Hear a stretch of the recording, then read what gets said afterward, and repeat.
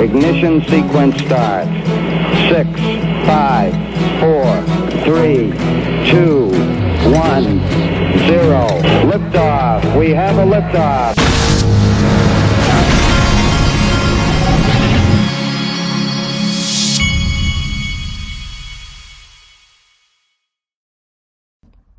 Hey everybody, this is the Digital Asset Investor, and the first thing I want to hit right out of the gate is that I've changed my mind on the flare vote. Yesterday in a video, I told you that I was going to vote no on the vote that's upcoming, and the premise was that I'm irritated, which I still am, that they changed. I don't think they ever should have changed what they originally told people how they dropped it, but here's the deal, folks, and maybe they just made a mistake. We'll give them the benefit of the doubt here. I'm changing my vote. I want to be very clear. I'm going to vote yes on the flare on the vote change, and I'm going to tell you why. So this guy sent me something last night, and basically what he was saying is if you vote no, okay, and the vote, let's say the vote goes no, and they do it just originally as planned. Many people had their flare designated to go to an exchange like a Coinbase or all kinds of exchanges like Celsius, for example. If you vote no, that flare is going to continue in the future. My understanding is it's going to continue to go there to that place on all those airdrops. So many people will be completely messed up in that situation. They don't want it to go to those places because it could go to an exchange like Celsius that's not even in business anymore. Or it could go to an exchange like Coinbase that for 1,000 different reasons could not give us access to it. If you vote yes, which is what I'm going to do, for 1,000% sure now, if you vote yes, all of a sudden, you are going to have to wrap and delegate it and all that. But you're going to get to change which wallet the rest of those airdrops go to. So you will be able to, in what I've set up, I've got a Bifrost wallet, but I've also got a Ledger Nano S. With either one of those things, a Bifrost is on your phone, you'll be able to set it up so that you receive those future flare drops directly to the wallet that you control, okay? Now, they've even got a set up thing here. It's called flare.space, okay? You can go there. They've got the FIP.01. That's the name of this thing you're voting on. So you can go to here and you can connect your wallet. You can and it will basically run you through the numbers on what you should receive if you vote for yes, okay? And it'll give you the thing. I ran through mine, and it's pretty much, there's no question what I'm going to do now. So I'm going to vote yes for this, and I would encourage everybody. I think it's in the best interest of everybody. Now, does that mean that I think this was handled the wrong way and it rolled out the wrong way? Yeah, I think that they should have thought it out better, so that they stuck with the original thing they said. But all things considered, now, I think it's in the best. I'm losing my train of thought here. I think it's in the best interest of everybody to vote yes, personally. I think that it gives you more control of your destiny with these things, and I think you may even get more flare than you would have gotten if you do it right. Okay, so what a great time to show you Ledger. The Ledger not the Ledger Stax is coming out in April, so I pre-ordered mine. I'm going to be setting this thing up to possibly receive this drop, okay? So, the link to this is in the top of the description. If you hadn't gotten one yet, go check it out. Dark Defender, time has come to discuss the great scenarios. XRP is on the verge of creating her expected waves for years. The wave one at $1.33 will be a messenger for W5. Wave $13 to $17. $17 will be the initial wave of Grand Cycle Wave 1. There are all kinds of cool chart terms in here that I can use on thumbnails. I like it. I hope he's right on all of it. Then the official cool guy tweeted this out, and he's so right. This was a picture of all the snipers in Davos on top of the roof, and he says this is straight out of Goldeneye, one of the James Bond movies. And we've got Dr. Evil villains too. It's like, golly. Now, this is Brad Garlinghouse. This is him from Davos last year, and I thought it'd be a good time to refresh because he's there again this year. What Ripple is doing with our digital asset that we use in our technology stack called XRP is solving a cross-border payments problem. And that cross-border payments problem we all have experienced.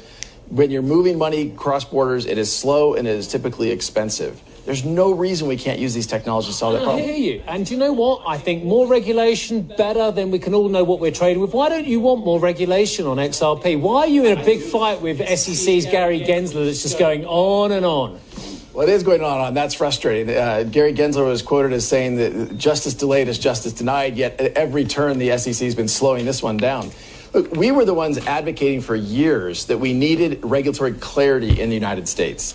And then for the SEC to say, hey, even though it's not clear, we're going to bring a civil lawsuit saying that XRP is a security, we find to be a bit ironic.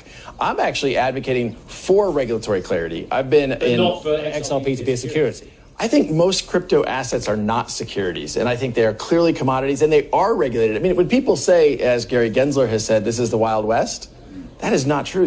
We're a regulated company by many different regulatory bodies today, and outside the United States, you have the regulatory clarity. I think it's a little more Wild West for FTX, which Gary Gensler was meeting with and having planning sessions with. So Gary is focusing on the wrong targets. Well, that guy seems to have a beef with why Ripple is fighting the SEC. Here's why. John Deaton did a thread yesterday. He says the SEC literally claims XRP itself was, is, and always will be a security. And he's talking about reading this section of the amicus brief. The scope of the SEC's Howey argument has become so stretched that it is truly indefinable in space or in time. He says that's not how a Howey analysis works, and it certainly doesn't make a token itself always a security, no matter the circumstances.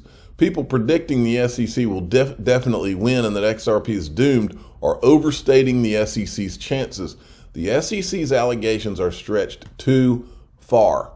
All right, and then this is Brad Garlinghouse for World Economic Forum 2023. He's there again. Now, this is a write-up on him from Wrath of Kahneman. Here's the actual thing he's going to be speaking in. It's January 19th, the boom and bust in crypto markets compounded by the dramatic volatility in 2022 left many says what would it take to craft sufficiently robust regulation to realize the benefits of digital currencies while ensuring positive macroeconomic and societal outcomes. This session is directly linked to ongoing work of the World Economic Forum's Digital Currency Governance Consortium. And look who Brad Garlinghouse is going to be on stage with. That's the managing editor of Bloomberg. This is the President Central Bank of the Netherlands, Commissioner of Financial Services, European Commission, Minister of Artificial Intelligence, Digital Economy, Remote Workout. This is Office of Prime Minister of the United Arab Emirates. And here where they say this is ongoing work, Digital Currency Governance Consortium. Well, just so happens this is the guidebook here. World Economic Forum, Digital Currency Governance Consortium, and there's Susan Friedman. She's one of the consortium contributors. She's head of public policy for Ripple. Bob Way, remember Bob Way, who disappeared from social media a couple of years ago? He has reappeared. Bob Way was one of the first 10 people at Ripple. He had quite the interesting thread that I was reading through. I was hitting the refresh button last night around dinner time. I'm going to start from here in the thread. Here he's talking about, I think it was around back in 2016. I remember this. A lot of people don't remember this, but Ripple had something called Ripple Trade where they ran it where you could store your XRP at Ripple, okay? And I remember this happening, and I remember thinking, okay, so I guess this thing's over. He says, so just as and the gist of his thread above this is that the regulators, the FinCEN thing happened in 2015, and it was about KYC, and that's what caused complication for Ripple running Ripple Trade, because they were going to have to KYC everybody. So they eventually shut it down. And I had mine on there when they did this. And I remember when they told everybody, hey, you can go to GateHub. All right. So just as XRP was having its first big price rally, they announced Ripple was shutting down the Ripple Trade client. Unfortunately, they did so without providing any alternative way to access XRPL or explaining how anyone could do it themselves. So XRP's price crashed hard. Turns out there was a proposed plan that was transitioning people to this guy, GateHub, okay? And that's what I did at the time. I even remember sending Ripple an email saying, what are you guys doing? What are we supposed to do? But nobody bothered to put out that press release prior to the announcement shut down. He says, I don't ever think I've seen Chris Larson so pissed. All right. But then this thing goes on. It starts to get more interesting. We'll get past this. He says, does this feel like the XRP Twitter files? Sounds like a thumbnail, Bob. So in 2016 rolled around. And remember, folks, around this time, somewhere in here, when I had my XRP on GateHub is when, see, people remember the 2017-18 run-up, but there was another one. I remember when it went crazy around that time period while mine was on GateHub, because I remember going and checking to see if it was still there. I had forgotten about it. Okay. And then he goes on, not their fault. So then he goes, so now enter R3. R3 was a group of people who saw that distributed ledgers were resonating with bankers. So anyway, R3 comes in, but they don't have the tech. They start putting together a banking group. And this is talking about the R3 option contract, okay?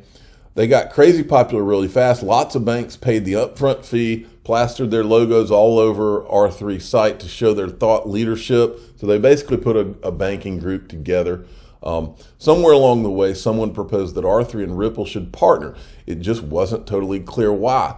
Just that we both were getting great traction with banks. Throwing in together seemed reasonable for press releases, Now, keep in mind that R3 had bankers, but no ledger software at all, really. They determined from the bankers that bankers wanted a permission system made up of private transactions. Nobody really knew what the benefits would bring, but bankers knew banking was a closed system. And of course, bankers compete against each other, So it turns out all R3's bankers had some of Ripple's bankers all came over to the Ripple office for hands-on demo. Each banker used the Ripple Trade client to make their own XRPL wallet. Ripple funded the wallets to create a ledger address for each banker. Then the bankers all send XRP back and forth to each other, seeing the payment show up in real time. To us long-term Ripplers, the demo was a bit juvenile and silly, but to the bankers, it was mind-blowing to be doing it themselves rather than reading about it, okay? R3 was happy. The new finance focused folks on Ripple were happy, So R3 made a proposal. As I understand it, they would build their own system to meet the bankers' perceived needs, but somehow they would use XRP to help move value around. That sounded great to the new finance folks at Ripple, because until then they saw little need for XRP. So a very hasty set of contracts was drawn up between R3 and Ripple. One was about R3 and Ripple working together. The second gave R3 an option to buy XRP at higher than market rate. The idea was that if R3's work increased the value of XRP, they should see some upside from the option. Ripple agreed to an out-of-the-money option price. If R3 increased XRP's price, they could buy the option, then sell it for a profit. Ripple would see the majority of the upside from the rising price of XRP, but R3 should get some upside too. The logic, as explained to me, I was against this, by the way, was by giving R3 an option on 5% of XRP, Ripple is giving them a 5% of the upside. The idea was that R3 was unsuccessful, that if R3 was unsuccessful, they would get nothing. So net failure cost Ripple nothing. The partnership seemed a no-brainer, but as it turns out, someone really effed up the contracts. The option contracts were written in separate documents, so separate partnership documents. Nobody connected the two documents with a performance clause. Then we had the run-up, I guess, later on. He said, dinner, I'll be back. R3 came to Ripple to exercise the option once the market went up, which baffled Ripple because R3 didn't do anything as a part of the partnership. And then he goes on and basically says that he doesn't know what the settlement was and da-da-da-da-da. Okay, so that's a pretty darn interesting thread. I want to finish with this. Twitter has added support for XRP in its new crypto price index feature. So if you type in XRP on Twitter, you will immediately see this. And I think this is what Twitter has done. And I don't know if you type Bitcoin, I'm sure if you type Bitcoin and some of the major ones, this same type thing will come up for those. But if you type in XRP, the first thing that pops up is a graphic showing you the current XRP price. And that is cool. I'm the digital asset investor. I'm not an investment advisor. This is for entertainment purposes only. Please subscribe, hit the like button, tell your friends and family, type in XRP on Twitter.